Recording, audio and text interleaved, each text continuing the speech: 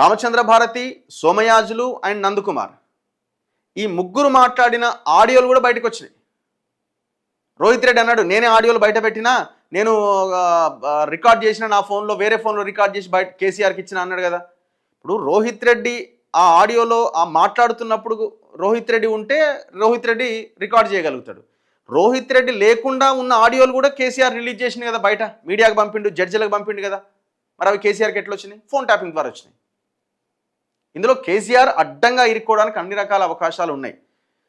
So ఈ పరిస్థితుల్లో మరి ఇప్పుడు బిఎల్ సంతోష్ తనకు తానుగా ఈ కేసు నుంచి బయటపడడానికి చేస్తున్న ప్రయత్నమా, ఈ ప్రయత్నంలో కేసీఆర్ని ఏదేమైనా ఈ కేసులో ఇరికించాలని నా మీద మొత్తం కుట్ర చేసిండు, నన్ను ప్రత్యేక ఫ్లైట్ పంపించి నన్ను అరెస్ట్ చేయడానికి ప్రయత్నం చేసిందని కోపంతో, కసితో కేసీఆర్ మీద ఇంకా ఈ కేసుని స్పీడప్ చేయడానికి ప్రయత్నం అన్నది చూడాలి. ఇందులో రకరకాల ఫ్యాక్టర్స్ ఉన్నాయి.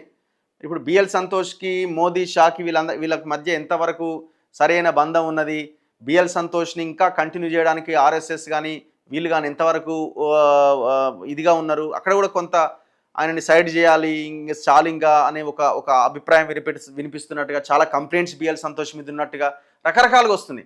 సరే, ఆయన మీద ఎన్ని కంప్లైంట్స్ ఉన్నా వాళ్ళ ఇంటర్నల్ మ్యాటర్ అది.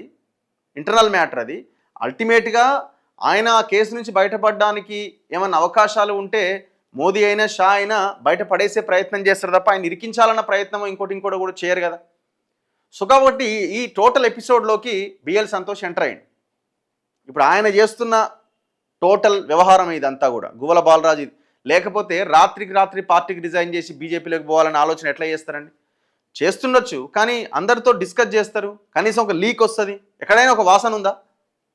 ఇది యాక్చువల్గా ఎప్పుడు జరగాల? 2023 ఎలక్షన్స్లో కేసీఆర్ ఓడిపోగానే జరగాల్సిన వ్యవహారం ఇది.